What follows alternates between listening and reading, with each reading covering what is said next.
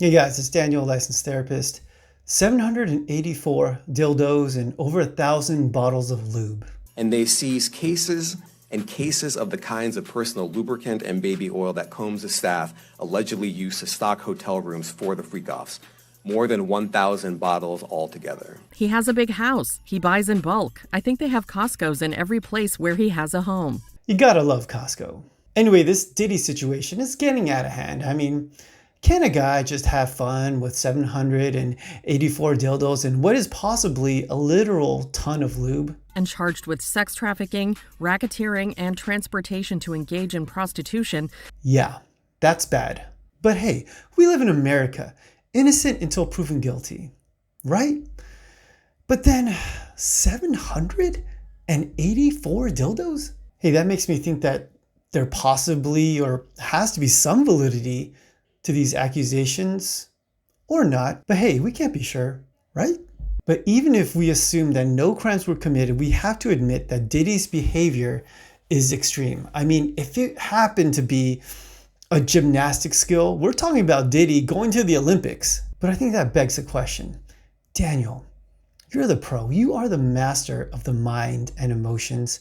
How do you explain gold medal levels of debauchery and sexual exploitation? Well, having never met Diddy, all we can do is look at the clues that we're given and try to create the picture and explain debauchery at the highest levels. So let's start where we always start. Another thing that he discussed was his father. Mhm. And he didn't really know his father. He describes the only thing he really remembers about his father, because his father died right as he was turning 3, was his dad throwing him up in the air. You know, a lot of parents do that. You know, you throw the little kid up in the air. And he said that's his memory. He doesn't even remember the sound of his father's voice. And he says he knows that he was, quote, a very stylish dresser. The ladies loved him. His whole everything is real meticulous. He had a lot of drive, a lot of determination. You know, he ain't want to be poor. And Sean Combs said that his mother had actually told him his father died in a car crash, but that wasn't really true. He later found out when he did some research later in life that his father was shot to death, shot in the head. He said his brains were blown out. Those were his words, on Central Park West in Manhattan. And he said his research confirmed that his father was a hustler and a gangster. So he was the son of a hustler and a gangster, something that he had long suspected. And his dad ran around with Frank Lucas. Frank Lucas was a big drug dealer in the area, and he knew his dad. I mean, Frank Lucas has been on YouTube talking about this, about knowing Melvin Combs. So we have an absent father, but hey, not your run-of-the-mill absent father. This guy was apparently involved in organized crime to the extent that he lost his life over it. And just a normal absent father usually is very, very devastating, but this situation is like something out of a comic book. And it seems to me that Diddy had some kind of idealization of his father, like he was something to be mimicked or duplicated. So what can we take away from this? Well, I wouldn't expect the child of every slain gangster to be buying up all the lube in the country. But what it does indicate to me is that there are some antisocial traits being introduced here. And when I talk about antisocial traits, I'm not talking about just wanting to stay at home and not being an extrovert, but I'm talking about a lack of empathy, a lack of guilt. And that gives the person the ability to break the law and possibly hurt another person. And I know a lot of people think like, hey, that's just human nature. That's not unnatural. Well, mental health professionals know that it is rare and it's a huge red flag and it is very concerning. Needless to say, I think it's a fair assumption that Diddy's upbringing and childhood was probably pretty unstable. But that doesn't explain the freakout parties. So let's try to add a little bit more context. So Diddy was always ambitious, but ambition alone, it's not going to get you a net worth of over $1 billion.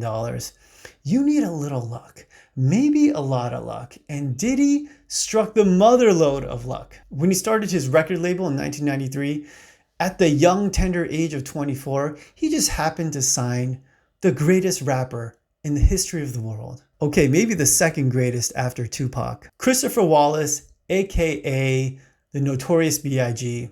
And a year later, his album dropped, and as you can imagine, after that, money, success, power, and fame was all of a sudden dropped in his lap. And I think about myself when I was 24, and I'm like, don't give that guy a bunch of money, power, and fame. But what happens to someone psychologically when they get a bunch of money, power, fame, and influence at a very young age?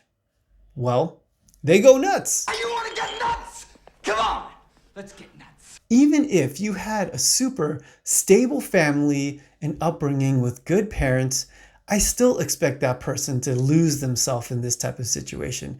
And so when you're talking about someone with an unstable family background, well, forget about it. We have to understand that there are different parts in all people. And I believe that there is a part in all men, and I'll just speak for just the men, but there's a part that wants to destroy every person that looks at you funny, that wants to own every single dollar and precious thing in the world, and that wants to have sex with every attractive woman in the world. Unfortunately for us, it's not possible to do all those things because of the natural barriers to obtaining those things.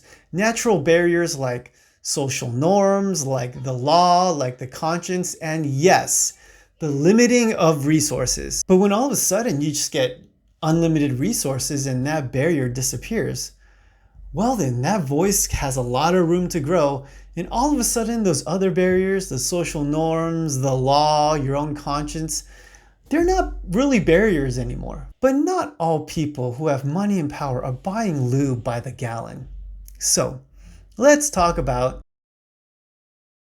Diddy's sex life. So when it comes to his sex life, the word degenerate might not be completely appropriate, but I feel like that's the word I'm going to use. And I'm sure Diddy started out like all of us. He's just a guy that wants to have sex with the most beautiful women in the world. And hey, I think that that is perfectly natural and normal. So how does someone who starts off as natural and normal launch into Olympic levels of degeneracy? In order to understand that, we have to understand the psychological concept of desensitization. So all desensitization is, it's the lowering of the potency of something over time and exposure. Us, the good guys, use desensitization to help treat things like intense fear or phobias or trauma. But it can also work against us.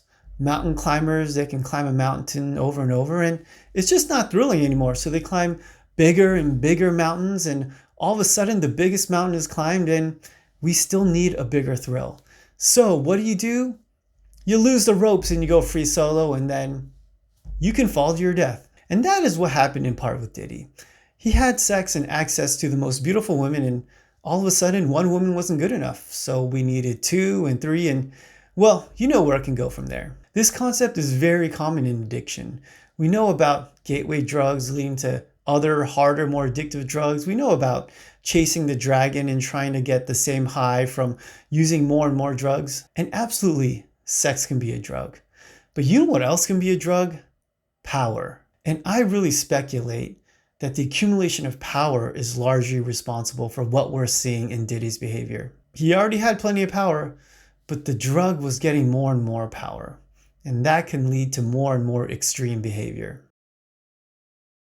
So let me start off by saying that I would never diagnose anybody without sitting down and doing a full psychological evaluation. And I am very, very against therapists or mental health professionals using their status as a mental health professional to cast aspersions on people and put labels on people that they don't know, and they shouldn't do that. So having never met and sat down with Diddy, everything I'm going to say is going to be simply speculation and educated guesses. Having said that, I have a pretty good idea of a mental disorder that Diddy probably has. So let's get into some criteria here. Ignoring right and wrong, telling lies to take advantage of others, using charm or wit to manipulate others or personal gain or pleasure, having problems with the law, including criminal behavior, feeling no guilt about harming others.